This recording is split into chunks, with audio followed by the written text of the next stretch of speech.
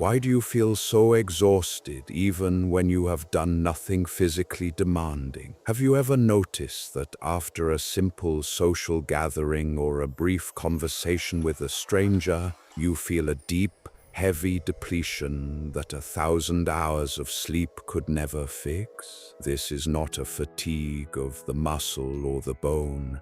It is the silent, rhythmic erosion of the soul. Welcome to Myth, Eryndor, where we descend into the places most people are too afraid to look. I am glad you are here, because what we are about to uncover is the reason you feel like a ghost in your own life.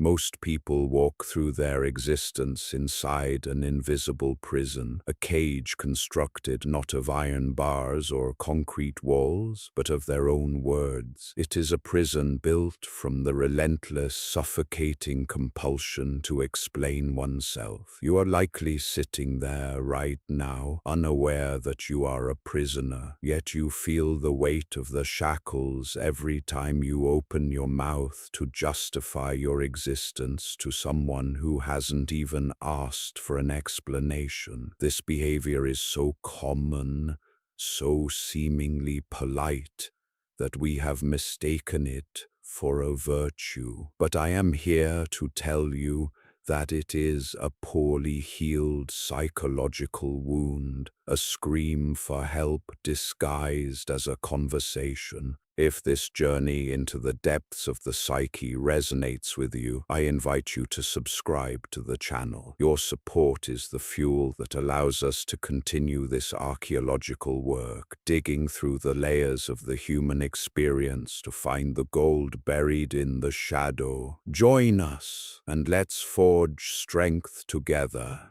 Think about your day. Think about how many times you adjusted your tone, edited your thoughts, or provided a long list of reasons for a simple no. Why did you feel the need to tell your boss exactly why you were 5 minutes late? Or explain to a friend why you didn't feel like going out? We tell ourselves this is empathy. We tell ourselves it is consideration. But behind this mask of the good person lies a disturbing state of self-neglect. Carl Jung, the man who spent his life mapping the labyrinth of the unconscious, identified this pattern as a clear symptom of disconnection from the self. When you constantly explain yourself, you are not communicating, you are performing an eternal theater where the audience has more power than the protagonist. I have been where you are. I have spent years rehearsing my justifications in the shower, imagining every possible criticism and building a fortress of logic to defend myself against it. I thought I was being thorough. I thought I was being responsible. I didn't realize that with every explanation I was handing over a piece of my soul. I was saying, I can only exist if you allow it. My reality is only valid if you approve of it. This is the ultimate submission. It is an invisible form of slavery where you are both the slave and the master holding the whip. Jung understood this phenomenon through the concept of the persona, the social mask we wear to navigate the world. The persona is necessary. It allows us to function in a complex society. But the tragedy occurs when the persona becomes so thick, so rigid, that the individual begins to disappear behind it. You become an edited version of a human being. You no longer act because you believe in something. You act because you need to avoid being misunderstood. You no longer feel freely. You rationalize your emotions until they are pale, lifeless shadows of the truth. Gradually, you stop living for yourself and start living as a response to the expectations of others.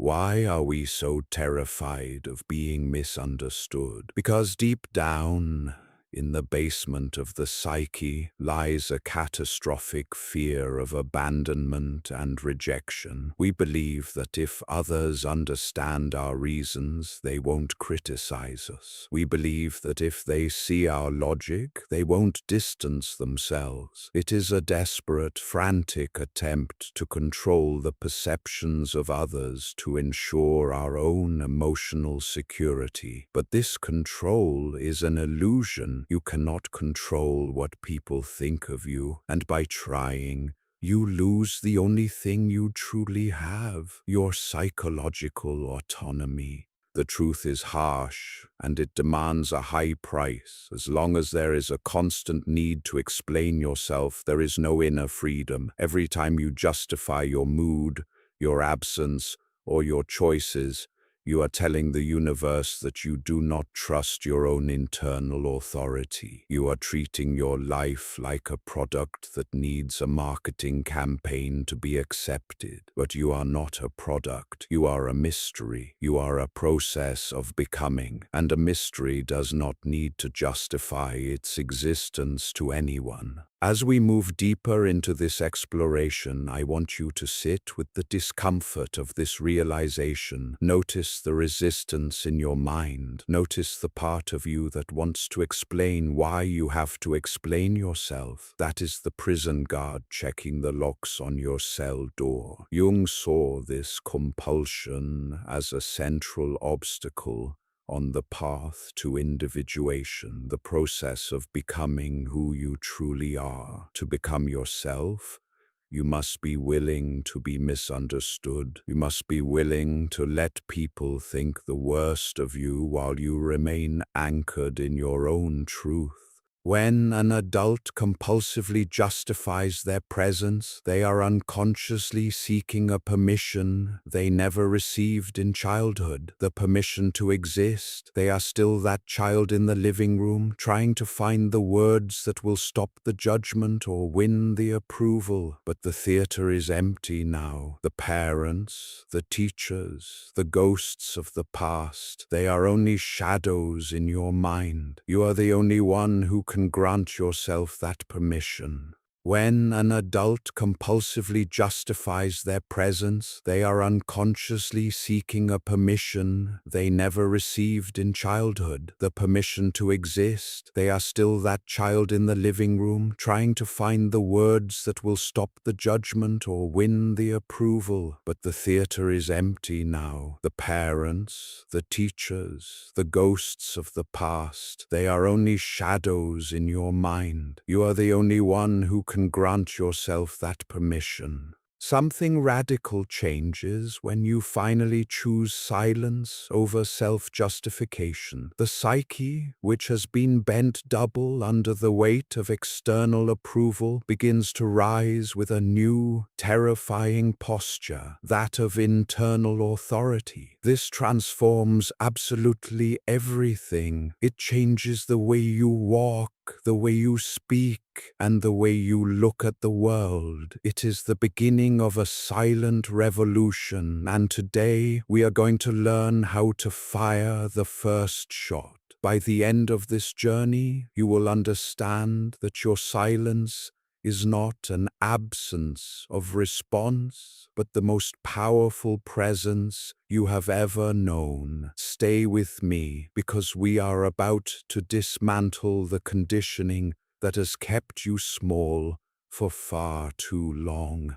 But as we stand at the threshold of this invisible prison, we must realize that the bars were not forged in our adult years. They were cast in the fires of a past we have long forgotten. To truly understand why you find yourself compulsively explaining your existence to a world that hasn't even asked for a reason, we must perform a delicate piece of archaeological work on the layers of your childhood. We have to dig beneath the surface of who you think you are to find the original site where your internal authority was first buried.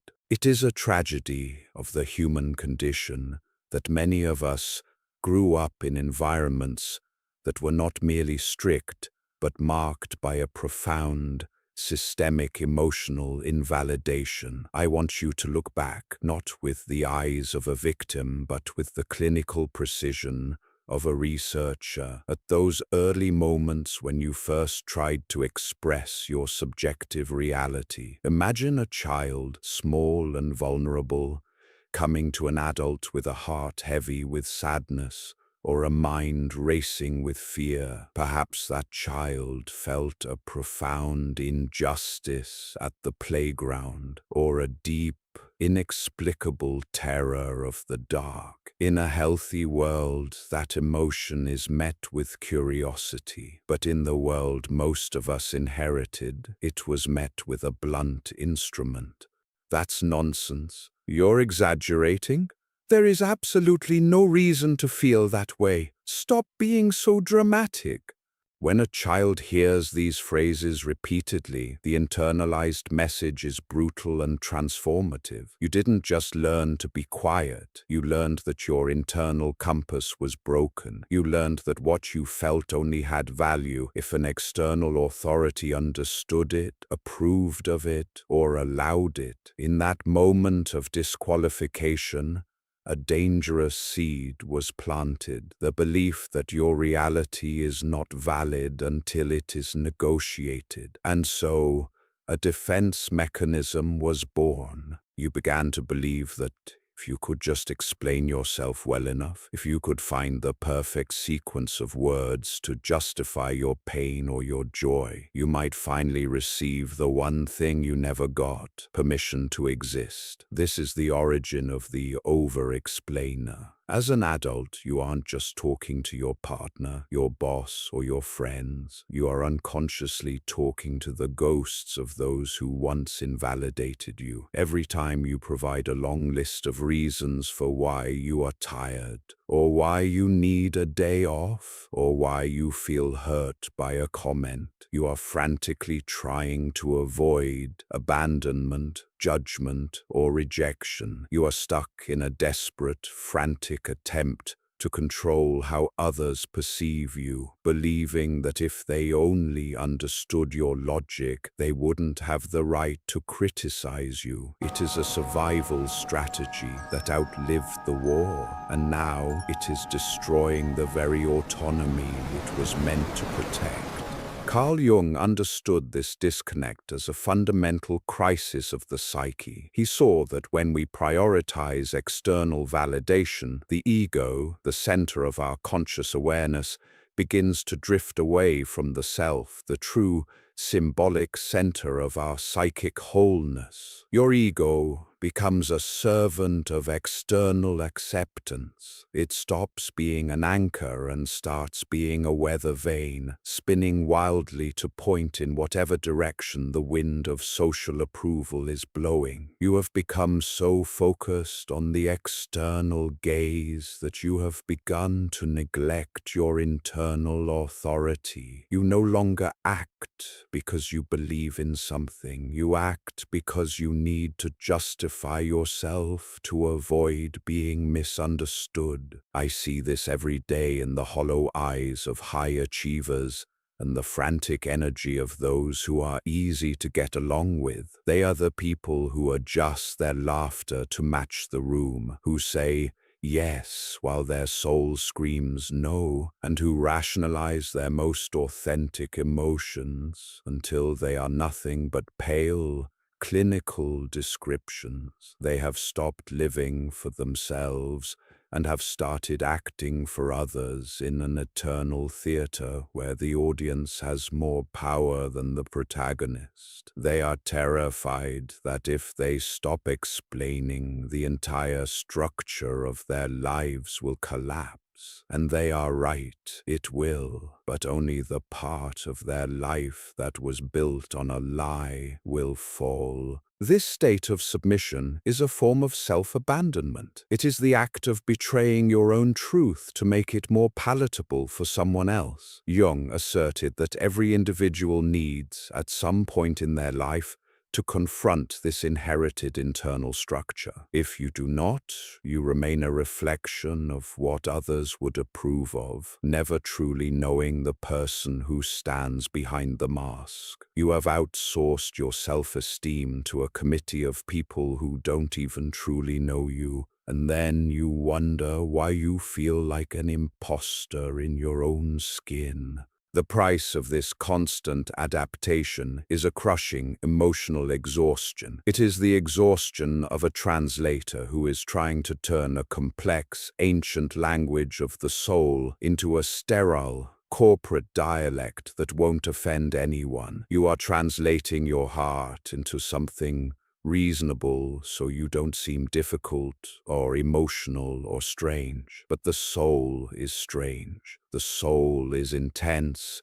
The soul is contradictory. When you rationalize it, you kill it. You silence the very intuition that was meant to guide you through the darkness of existence. Jung understood that this internal fragmentation is the primary cause of modern neurosis. When the ego distances itself too much from the self, symptoms arise like weeds in an untended garden. Chronic anxiety is often just the soul screaming to be heard after decades of being told to be quiet and explain its reasons. The existential crisis you feel in the middle of the night is not a sign of failure. It is the first sign of awakening. It is the moment you realize that you are living someone else's version of your life. The truth is harsh. As long as there is a constant need to explain yourself, there is no inner freedom. You are still that child in the living room, trying to find the words to justify your tears. But the house is empty now. You are the only authority left. The question is no longer whether they understand you, but whether you are willing to stand by yourself, even when they don't. Healing begins not when you find the perfect explanation, but when you recognize that you no longer need to ask for permission to exist. It begins when you decide to let the silence sit, heavy and disconcerting, and allow it to reveal the emptiness left by the absence of a consolidated internal authority. Only then can we begin to build something real in its place.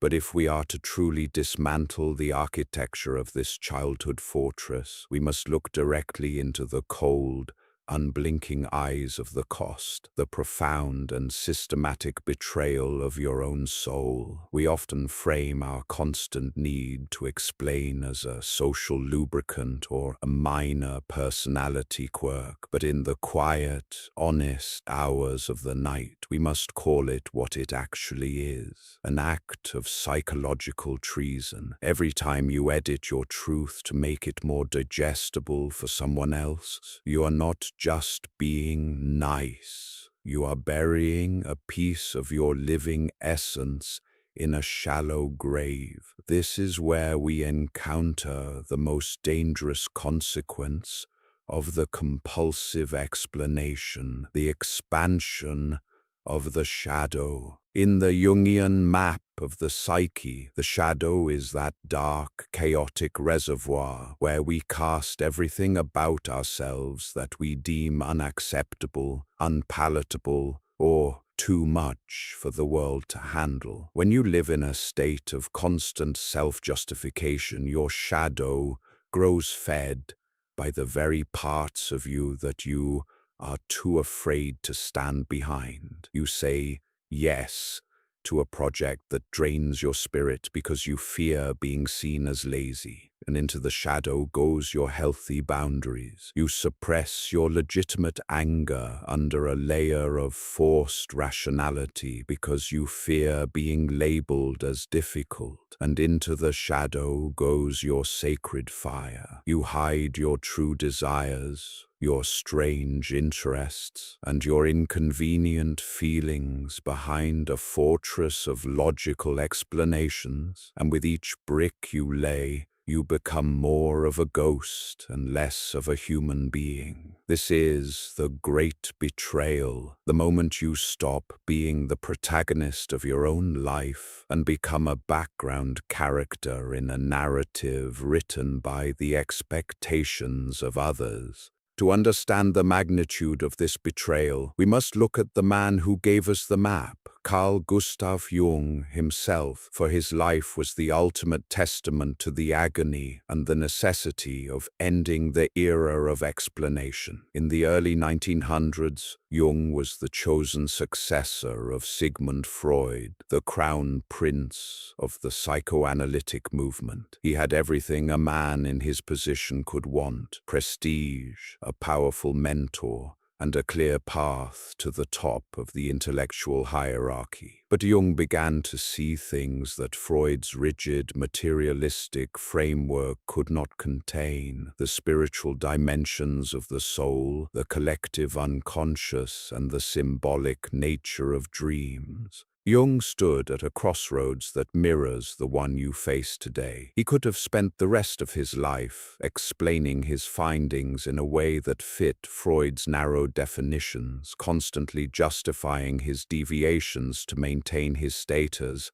and avoid conflict. He could have edited his soul to keep his seat at the table. Instead, he chose the path of radical integrity. He stopped explaining himself to the authority of his time and spoke his truth, raw and unadorned. The fallout was catastrophic. He was cast out, ridiculed by his peers, and lost his closest friend and mentor. He endured a period of profound inner uncertainty that many would mistake for a breakdown, but it was actually a breakthrough, the arduous process of individuation. By refusing to be a reflection of Freud's expectations, he became the architect of his own destiny. He stopped being a pale imitation and became the totality of Carl Jung. When you compulsively explain yourself, you are engaged in a sophisticated form of submission that Jung would recognize as the death of the individual. You are effectively telling the universe, "I can only exist if I can convince you that I have a valid reason to do so." This is not communication. It is a plea for clemency. It is as if you are on trial for the crime of being yourself, and every conversation is a closing argument designed to keep you from being sentenced to rejection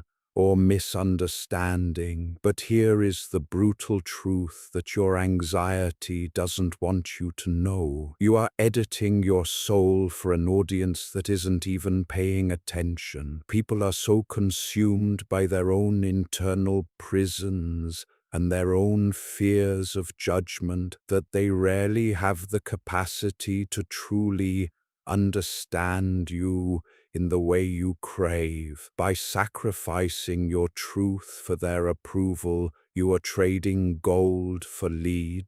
This self-betrayal manifests in the modern world as a pervasive sense of existential emptiness. You might have the job, the house, and the social circle, but you feel like an imposter because the person who achieved those things is a highly edited version of you, a palatable version that has been scrubbed clean of all its authentic, jagged edges.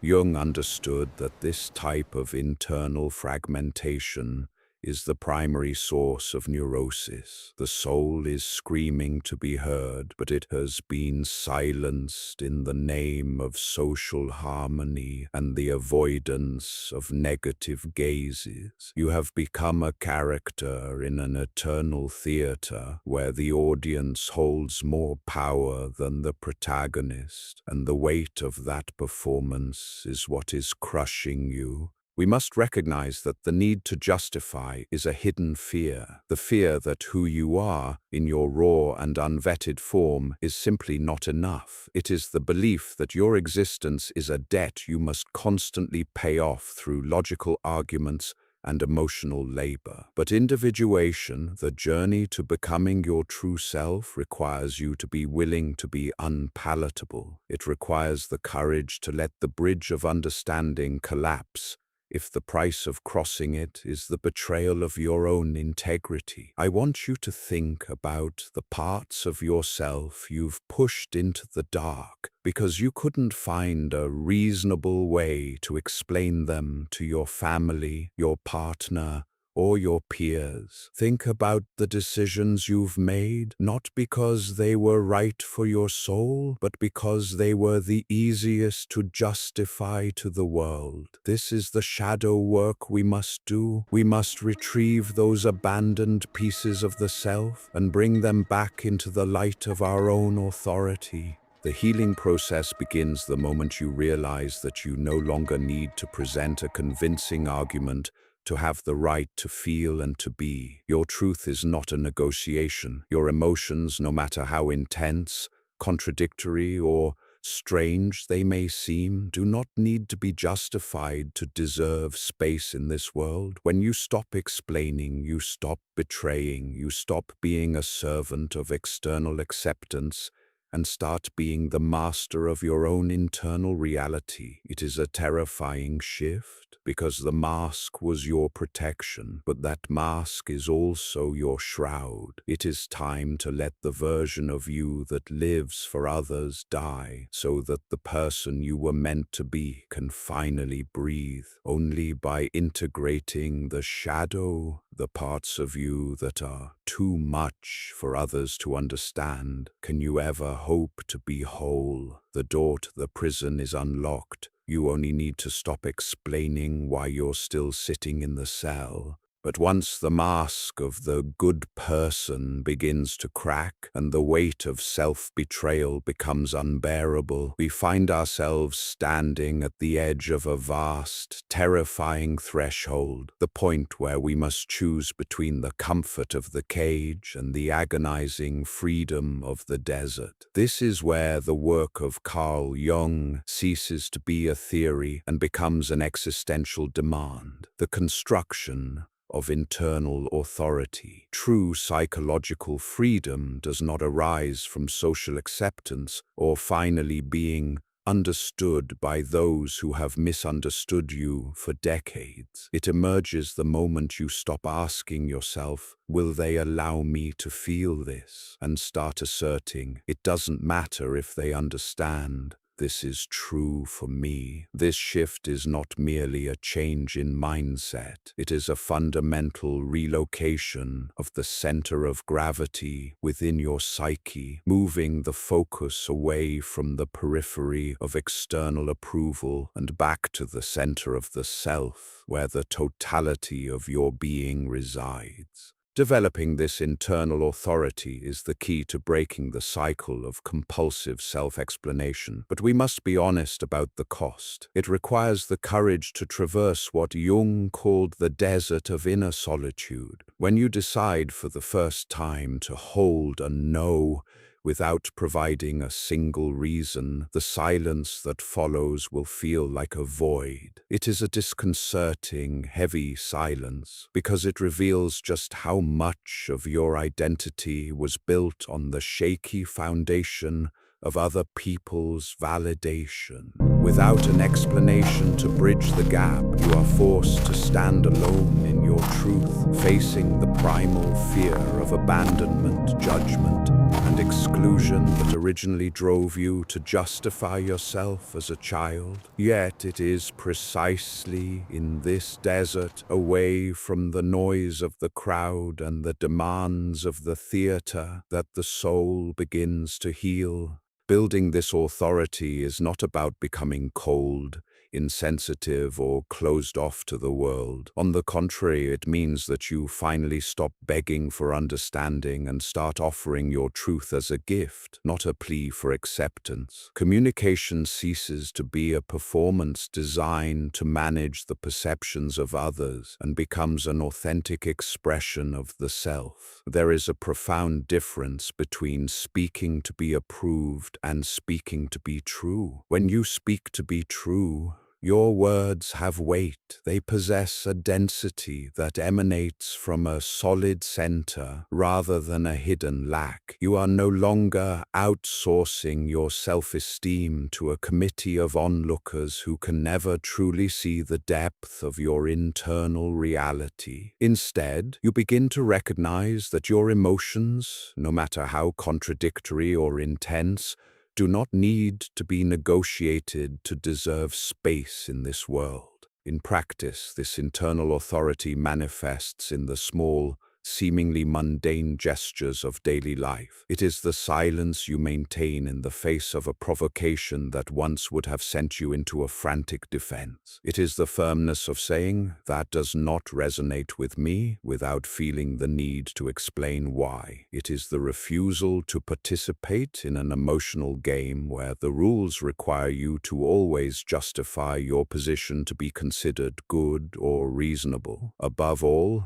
it is the capacity to endure the discomfort of not being understood and still remain whole. Jung believed this was one of the most important moments of the psychological journey, the instant when the individual stops looking for a reflection in the eyes of others to confirm their own legitimacy and starts looking within. This transition marks the symbolic and powerful birth of a new self, one that is rooted, autonomous, and whole. By ceasing to explain yourself, you are deactivating an entire system of psychological control that has fed on your insecurity for years. You are breaking the implicit pact of inferiority that once governed your relationships. But make no mistake, this new posture is often met with resistance. People who previously benefited from your doubt and your need to please will feel disturbed. Manipulators will lose their leverage. Power dynamics that were based on your submission will begin to crumble. You will see relationships reveal themselves for what they truly are,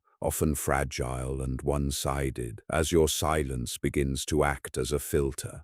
This is the path of individuation, the arduous process of becoming who you truly are, even if it means disappointing others. It requires you to treat silence not as an absence of response, but as a presence of authority. When you sustain this silence, it stops being a lack of words and becomes a spiritual exercise, a conscious act of remaining integrated even when the world expects you to fragment yourself for its comfort. You stop being a character in someone else's narrative and start becoming the author of your own story. The authority you gain in front of the world actually begins with this internal movement, the return to your own psychological integrity. I have watched people transform through this process, moving from a state of chronic anxiety and existential emptiness to a state of magnetic presence. It is a shift that cannot be faked or forced, because it comes from the soul's exhaustion with its own betrayals. Integrated people do not convince, they communicate. They do not beg for space, they occupy it. They do not react out of insecurity, they act out of alignment. This is the energy of someone who is finally in control of themselves, emanated so clearly that the world begins to treat them differently without a single word being exchanged. You must be prepared for the anxiety to return, for the part of you that was conditioned for decades to seek understanding, to beg you to reconsider. But in those moments, you must remember that every time you silence a compulsive justification, you are reaffirming your existence. You are telling your psyche that you belong here, not because others allow it, but because you are who you are. This is the beginning of true transformation, where external silence opens the space for the most important conversation of all, the one you finally have with yourself. When this internal movement is complete and you finally stop trying to bridge the gap of other people's misunderstanding with the debris of your own soul, you will realize that you have not just gained a new boundary, you have entered an entirely different frequency of existence. This final transition is where the psychological theory of Carl Jung meets the lived reality of a transformed life, a point where your presence begins to speak louder than your justifications ever could. When a person stops explaining themselves, everything changes, not just the landscape of their inner mind, but the very way the world responds to their touch. It is as if you have stopped broadcasting a signal of submission and have instead begun to emit a frequency of strength, clarity, and undeniable authority. Jung understood that the human psyche is not merely a collection of memories and thoughts, but a dynamic field of energy and presence. The individual who is constantly trying to be understood, who is forever editing their truth to be more palatable, emits a vibration of doubt and insecurity that others perceive instinctively. But when you reclaim your internal authority and refuse to put your identity on trial, you start to emanate a magnetic energy that cannot be faked or forced. It is the state of someone who has stopped fragmenting themselves to fit external expectations and has finally become whole. This integrity has a weight to it. It has a density that commands respect without ever needing to raise its voice. In this new posture, you no longer say, "Please understand me," but instead you emanate, "I know who I am, and I don't need your permission to be." Jung understood that the human psyche is not merely a collection of memories and thoughts, but a dynamic field of energy and presence. The individual who is constantly trying to be understood, who is forever editing their truth to be more palatable, emits a vibration of doubt and insecurity that others perceive instinctively. But when you reclaim your internal authority and refuse to put your identity on trial, you start to emanate a magnetic energy that cannot be faked or forced. It is the state of someone who has stopped fragmenting themselves to fit external expectations and has finally become whole. This integrity has a weight to it. It has a density that commands respect without ever needing to raise its voice. In this new posture, you no longer say, "Please understand me," but instead you emanate, "I know who I am, and I don't need your permission to be." This shift in your frequency acts as a brutal yet beautiful filter for your reality. Silence, when born from integrity rather than omission, is one of the most transformative forces in the human experience. It unsettles those who have spent their lives expecting you to bow, to correct yourself, or to beg for space. Manipulative people who feed on the doubt of others will find that their games no longer work because emotional manipulation requires a reactive victim. It needs someone who is afraid of being misunderstood or abandoned, but the secure silence of a person rooted in their own truth is like a stone wall. It does not dance to the music of another's control. Consequently, relationships that were based on an imbalance of power will naturally begin to crumble. And while this can be painful, it is the most essential form of liberation. Your silence reveals who was truly by your side out of affinity and who was only there because you were easy to manage. As these unbalanced dynamics fall away, you make room for a different kind of connection, deeper, more honest, and aligned with the truth of who you have become. You start attracting people who respect your boundaries because they recognize a person who respects themselves. Respect, as Jung knew, starts from the inside out, and its first step is the refusal to negotiate the terms of your existence. You begin to occupy your space in the world not as someone who is asking for a seat at the table, but as someone who has already built their own. Professional dynamics change, friendships realign, and even the way you walk through a crowded room is altered because you are no longer seeking the reflection of approval in the eyes of strangers. However, the impact of this silence goes far deeper than your social circle. It initiates the final and most critical process of the psyche, integration. When you stop rationalizing your emotions for the benefit of others, You finally gain the space to feel them fully for yourself. External silence opens the door to internal listening. You start to hear the whispers of your own intuition that have been drowned out for decades by the noise of your own explanations. This is the return to your psychological integrity, where the soul is no longer screaming to be heard through anxiety or emptiness, because it is finally being acknowledged by the one person whose opinion truly matters. You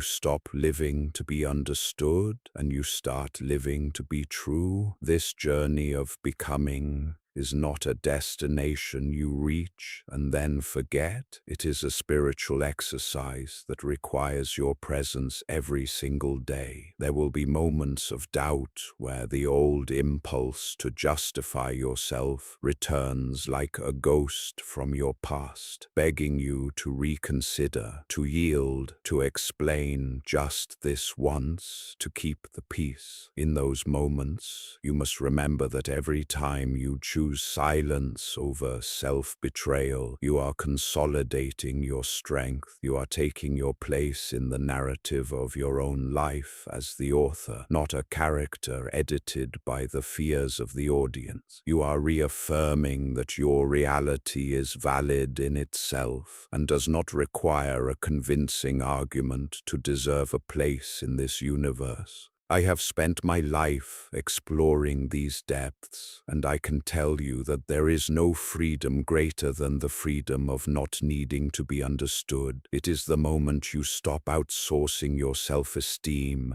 and realize that the authority you were seeking from parents, partners, and society has been sitting quietly within you all along, waiting for you to stop talking so it could be heard. When you adopt this posture, the entire world changes the way it responds to your presence, because you have changed the way you respond to yourself. You become magnetic, autonomous, and whole. As we close this chapter of our archaeological work together at Myth Eryndor, I want to leave you with a challenge that is also an invitation to a new life. I want you to look closely at your own life and identify the one explanation you have been repeating like a mantra, the one you use to justify your emotions, your boundaries, or your way of being. I want you to tell me in the comments,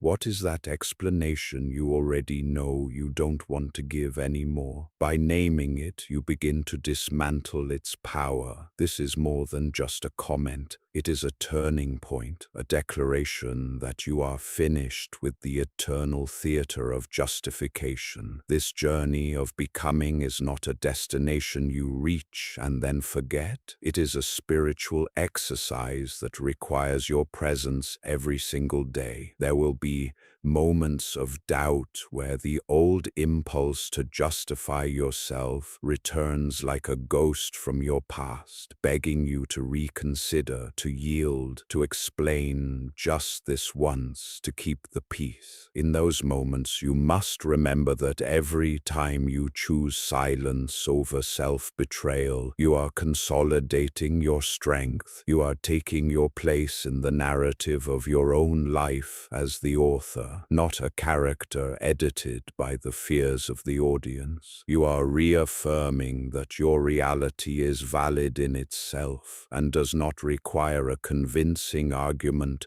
to deserve a place in this universe. Stop living as an edited version of yourself. When you finally choose to stop explaining, the psyche rises with a new posture of internal authority, and that transforms absolutely everything. Your journey toward individuation has truly begun the moment you decide that your silence is enough. Thank you for walking this path with me, for having the courage to look into the shadow, and for being willing to become who you truly are. The next video is essential for this journey. Watch it now, and you will understand why. This archaeological descent into the psyche reveals a haunting truth. We have spent our lives translating the wild, infinite language of our souls into a sterile, palatable dialect just to ensure we are never misunderstood. We have lived as professional apologists, treating our emotions like crimes and our boundaries like inconveniences that require a mountain of evidence to justify. But through the lens of Carl Jung, we see that this compulsion is actually a state of self-neglect, a betrayal where the ego abandons the self to serve the fickle demands of the social mask. True freedom is not found in the perfect argument that finally convinces the world of your worth. It is found in the desert of inner solitude, in the courageous moment you choose to hold a no without a single explanation. By reclaiming your internal authority, you stop being a character in someone else's narrative and finally become the author of your own story. Silence, when born from integrity, is not an absence. It is the magnetic presence of a human being who has finally stopped begging for permission to exist. The profound lesson, the weight of integrity. The most vital lesson here is that your truth is not a negotiation. We often believe that being understood is a prerequisite for being accepted, but Jungian individuation teaches us that being true is the only prerequisite for being whole. When you stop explaining, you stop fragmenting your soul into pieces that fit other people's expectations. Applying this to your life today, the no, without a footnote. The next time someone asks for your time or energy and you cannot give it, offer a simple, "I can't make it," or "that doesn't work for me." Do not follow it with a reason. Watch the internal anxiety rise and simply breathe through it until the urge to justify passes. The internal audit. Before you speak today, ask yourself, am I sharing this to connect, or am I explaining this to be forgiven? If it is for forgiveness, choose silence instead.